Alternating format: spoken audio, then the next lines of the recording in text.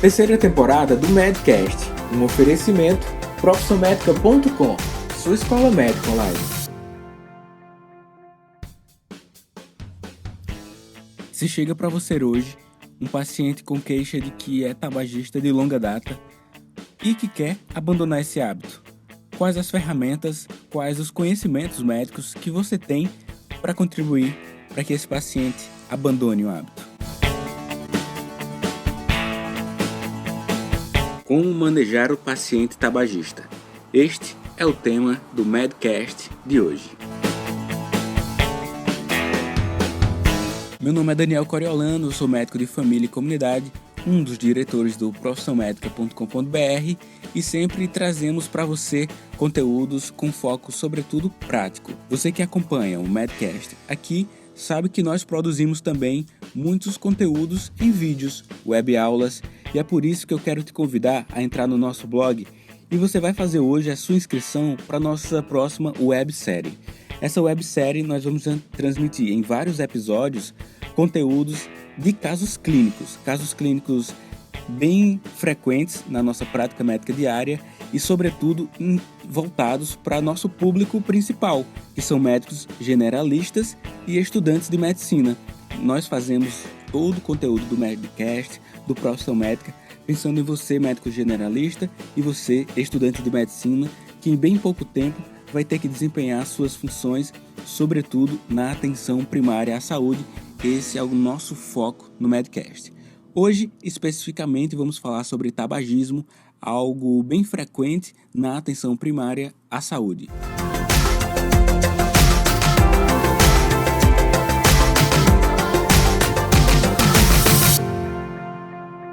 E qual a importância, você pode pensar, em estudar o tabagismo, em ter habilidades para manejar aquele paciente tabagista? Só para começar com um dado bem impactante, hoje 1,4 bilhão de pessoas fumam, e eu estou falando daquelas pessoas acima de 15 anos. Há uma estimativa de que dessas pessoas, 6 milhões morrem em decorrência de problemas relacionados ao tabagismo a cada ano. No Brasil, existem alguns dados do estudo do Vigitel. O estudo Vigitel é o seguinte: Vigitel significa Vigilância de Fatores de Risco e Proteção para Doenças Crônicas por Inquérito Telefone. Ou seja, o governo liga para a casa das pessoas e busca alguns fatores de riscos. Dentre eles, pergunta-se se o paciente fuma. Então, um estudo que foi realizado em 2006 identificou que 15,7% da população estudada, que recebeu o telefonema e respondeu aos questionamentos, eram tabagistas. 15,7%. Já um próximo estudo feito em 2014, os fumantes diários apontaram que reduziu isso e ficou entre 10,5% e 10,8%. Então já teve uma redução considerável e várias políticas públicas influenciaram nisso. O aumento da carga tributária, o aumento da informação para a população sobre os problemas relacionados ao tabagismo. Até bem pouco tempo atrás, o tabagismo era tido como um ato relacionado com um certo glamour. Algumas pessoas mais velhas sabem do que eu estou falando, e sobre o consumo do tabaco, relacionado também com o glamour, não está só apenas esse cigarro comum. Você deve lembrar que outras formas de consumo do tabaco é o charuto, o cachimbo, atualmente o narguile ou narguilé. Então, você deve questionar aos seus pacientes que buscam atenção primária sobre esse hábito tão frequente ainda na nossa população, segundo o Vigitel, 10,8% da população. E na atenção primária, porque muitas pessoas chegam até você com queixas respiratórias, vale muito a pena questioná-lo sobre o uso do tabaco nas suas diversas formas. Hoje nós conhecemos que existem mais de 50 doenças relacionadas ao tabagismo, desde DPOC, a doença pulmonar obstrutiva crônica, até neoplasias de faringe, esôfago, estômago, bexiga, de colo uterino, neoplasia pulmonar, que a gente lembra mais, outros problemas como a doença de Crohn, disfunção erétil, abortamento espontâneo, gravidez tubária, refluxo gastroesofágico, aneurismas, enfim, são doenças relacionadas ao tabagismo. Existe, além das repercussões na pessoa, existem repercussões socioeconômicas, repercussões ecológicas. Por exemplo, ao avaliar um paciente que faz o uso do tabaco com frequência, a depender da quantidade que ele utiliza, ele pode ter um desvio de renda e comprometer o orçamento familiar. Ele pode reduzir a produtividade, tanto no ambiente trabalhista quanto no domiciliar. Além do que, em problemas, por exemplo, como disfunção erétil, vai repercutir também no relacionamento do casal. E gravidez tubária é outro problema com grande impacto sobre as emoções.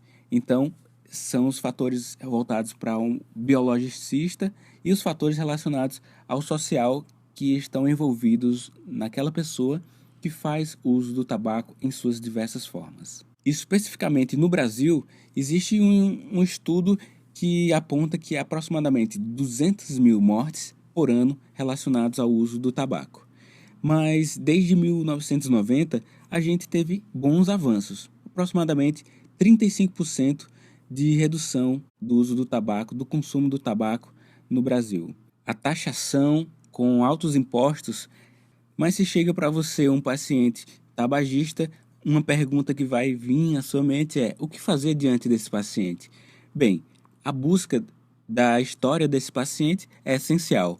E você vai perceber a cada momento que questionar, quando tiver uma grande amostra, que o início do consumo, na maior parte dos casos, aconteceu por volta dos 14 anos. Isso faz parte da história natural da doença. Existem alguns fatores associados ao consumo, como participação de jogo de baralho, cartas, ou então um paciente que se reúne com frequência a pessoas que fazem uso do tabaco. Outros fatores associados ao consumo exagerado de café. É incrível, mas isso acontece. Mas você pode pegar também um paciente vítima da PTA, que é a poluição tabágica ambiental. Existe um artigo, até coloquei dentro da área de membros do Profissão Médica, em que se estudou através da monoxometria, que é um aparelho que você assopra e verifica-se quantas partes por milhão tem de monóxido de carbono. Então, foi em busca dessa PTA, dessa poluição tabágica ambiental, com os garçons. Após 3 horas de trabalho, o garçom já tinha uma grande quantidade de partes por milhão de monóxido de carbono, que se comparava à quantidade de cigarros fumados por um fumante leve. Olha como a poluição tabágica ambiental influencia também nos problemas relacionados ao uso do tabaco. Muitas vezes você vai atender um paciente que fuma, mas os outros membros do ambiente familiar não fumam, mas também que sofrem consequências. E questionar sobre as consequências da poluição tabágica ambiental nos demais membros da família é algo que você deve lembrar ao atender um paciente que quer abandonar esse hábito. Em um primeiro contato, vale muito a pena ter uma consulta com base de estabelecer uma empatia. Não é tão eficaz tomar uma conduta impositiva dizendo que tem que parar de fumar, mas sim entender os motivos relacionados ao uso do tabaco para aquele paciente, e se ele já vem com a intenção de parar de fumar, isso é bem benéfico porque ele já está numa fase motivacional mais avançada. Para que você saiba, Dick Clement e Prochaska, eles estudaram os estágios motivacionais e eles estabeleceram que existe a pré-contemplação, que é aquela pessoa que não tem nenhuma intenção de parar de fumar nos próximos 6 meses. Existe a fase de contemplação, que é aquela pessoa que quer parar de fumar nos próximos 3 meses. A preparação, a ação, é aquele que já parou pelo menos por 3 ou mais que 4 semanas. E a manutenção é aquele que já existe um grande período sem fumar. É possível que o paciente que você atenda esteja em uma dessas fases, logo na primeira consulta você identifica, mas é possível que ele varie, evoluindo para fases à frente, como ação e manutenção, ou ele tenha recaídas. Esteja bem ciente de que o seu paciente pode ter uma recaída 3, 4 vezes, alguns estudos dizem até que 8 vezes, para que ele consiga o sucesso no abandono do tabagismo. O que nós, profissionais da saúde, médicos, estudantes de medicina que contribuem para o abandono do tabagismo diante dos nossos pacientes, devemos fazer é sempre manter o paciente com nível motivacional elevado e sempre prescrever os fármacos disponíveis para o auxílio do abandono do tabagismo. Então, vamos falar um pouquinho, antes de prescrever os fármacos, sobre os exames complementares que nós podemos solicitar em busca de diagnósticos de forma precoce dos problemas relacionados ao tabagismo e em busca de medição dos níveis de dependência que ele tem. Vamos lá falar sobre esses exames complementares para o paciente tabagista. O exame complementar faz parte da análise mais biológica na sua avaliação, mas existe uma avaliação qualitativa com o questionário de Fungerson. Coloquei esse questionário também no nosso blog.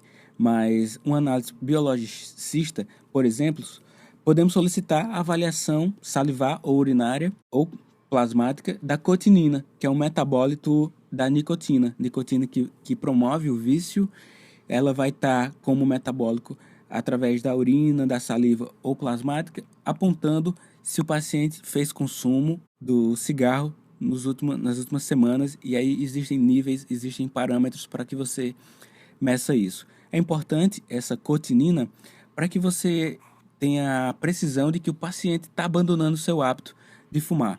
Se você vai prescrever uma reposição de nicotina, é preciso que o paciente não esteja fumando.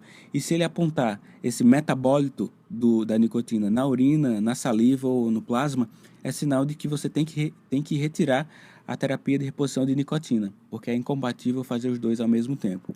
Às vezes o paciente pode não assumir que está fumando, mas aí você identifica que tem cotinina em níveis elevados, e aí você suspende a terapia de reposição de nicotina.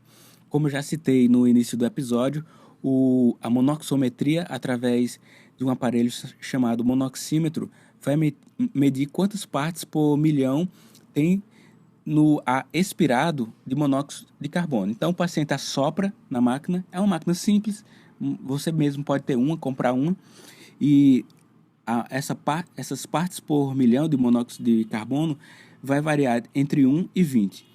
Entre 1 e 6 é o nível de não fumante, entre 7 e 10 são os fumantes leves e entre 11 e 20 são os fumantes com maior quantidade. Acima de 20 é o fumante pesado. Então, a cada consulta, a quantidade de monóxido de carbono no ar expirado deve ser cada vez menor. E o seu paciente também pode chegar com alguns sinais, alguns sintomas de problemas relacionados ao tabaco. E quais são eles? Bem, se ele chega para você com tosse, com expectoração, dispneia, dor torácica, claudicação intermitente, tontura, bem, é algo que você já pode associar de maneira bem forte com o uso do tabaco. As doenças como lesões orais, úlcera péptica, própria hipertensão, cardiopatias, transtornos psiquiátricos, inclusive, incluindo depressão, ansiedade, pânico, anorexia, bulimia, estão também associados ao uso do tabaco. No exame físico, dá um foco considerável ao exame cardiovascular, à ausculta respiratória, aferição precisa da pressão arterial, frequência cardíaca, porque tudo isso vai ser parâmetro para você nas consultas seguintes. Não esquece de fazer uma avaliação considerável na cavidade oral e, se for necessário, e na maioria dos casos encaminhamento para o dentista. Além da rotina básica laboratorial, que é a solicitação lá da cotinina, se o seu serviço permitir, você avalia também a necessidade de solicitar radiografia de tórax. A espirometria é algo interessante que seja solicitado para um diagnóstico precoce de DPOC, o hemograma e, se o seu serviço permitir, a monoxometria. E se você tiver um aparelho, melhor ainda, que você mesmo faz em toda consulta. A espirometria não é consenso, mas pelo menos em um dos artigos que serviu de fonte para a produção desse podcast, ele apontou que no estudo realizado com 158 fumantes, desses 68,4% foram diagnosticados com DPOC, mesmo sem ser a queixa principal na consulta. Então, existe como conclusão desse artigo fonte para esse podcast que a inclusão da espirometria na avaliação inicial dos fumantes admitidos no programa de cessação do tabagismo pode ser uma ferramenta útil para o diagnóstico precoce e você pode utilizar isso. Então, realizado exames complementares, feito uma anamnese precisa, exame físico, você pode seguir por uma conduta, um modelo de informação sobre o tabagismo clássico ou um modelo mais motivacional. Essa abordagem terapêutica motivacional tem melhores resultados, mas eu vou falar para você qual é a abordagem clássica e você vai identificar se você usa algum desses elementos e aí poder retirar da sua conduta. A abordagem clássica que eu falo é aquela abordagem mais impositiva que tenta só persuadir o paciente, que fica repetindo conselhos a cada consulta, que atua com autoridade e atua de forma rápida. A gente sabe que o tempo que você dedica ao seu paciente para que ele abandone o hábito do tabagismo é influenciador direto no abandono do hábito. Você pode fazer a intervenção breve, que é aquela por volta de 3 minutos orientando sobre o tabagismo, mas intervenções com grande quantidade de tempo, 90 minutos, elas são mais eficazes. Então, a abordagem motivacional vai ter mais benefício, mais pessoas vão abandonar. E essa abordagem motivacional inclui o estímulo para que ele passe de uma fase motivacional para outra. Lembra? Pré-contemplação, contemplação, manutenção, ação, manutenção. Você deve favorecer o posicionamento do paciente e ajudar que ele mesmo tenha as suas reflexões e não você coloque os seus argumentos puro e simplesmente. Você deve ajudar o paciente na decisão da mudança, mas quem deve decidir de fato é o paciente e essa atuação progressiva nas consultas sucessivas vão contribuir para isso. Mas você tem alguns critérios para a prescrição de farmacoterapia que vai auxiliar no abandono do tabagismo. Existem aqueles pacientes com menos de 18 anos que estão fumando, mas eles não podem receber a terapia farmacológica. Então, é uma contraindicação. Outra coisa, não deve se prescrever a terapia farmacológica naqueles que ainda estão em estágios precoces de motivação, apenas naqueles que desejam parar de fumar de fato. A atuação farmacológica vai ser muito eficaz naqueles que fumam mais de 10 cigarros ao dia e, sobretudo, aqueles que fumam o primeiro cigarro nos primeiros 30 minutos do seu dia. Na terapia de reposição de nicotina, a gente tem a goma, a pastilha, o adesivo. E na terapia farmacológica com antidepressivos, 2 grandes representantes que a gente utiliza bem na prática clínica diária é a bupropiona e a nortriptilina. Existem esses critérios que eu citei para a prescrição deles, mas as doses específicas, você que acompanha o Medcast já sabe que nós não citamos aqui nesse conteúdo aberto, mas está tudo descrito com detalhe lá dentro da área de membros, onde existe um mini curso online completo sobre o manejo do paciente tabagista e você que é assinante do Profissão Médica, você já está com acesso a isso. Mas o conteúdo do Medcast termina por aqui. A gente se encontra lá no blog com muito mais conteúdo, com alguns questionários para ajudar a você a manejar o paciente com tabagismo. Meu nome é Daniel Coriolano, um forte abraço e até o próximo Medcast.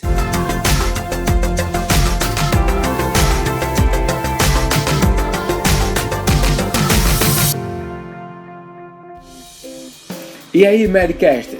Espero que você tenha gostado de mais este episódio. Agora, entra lá no nosso blog, profissionmedica.com.br/blog. Lá você tem a possibilidade de entrar na nossa lista de e-mails. Quem faz parte da nossa lista de e-mails recebe conteúdo adicional, web aulas, conteúdos em textos e e-books. Forte abraço e a gente se encontra lá no blog.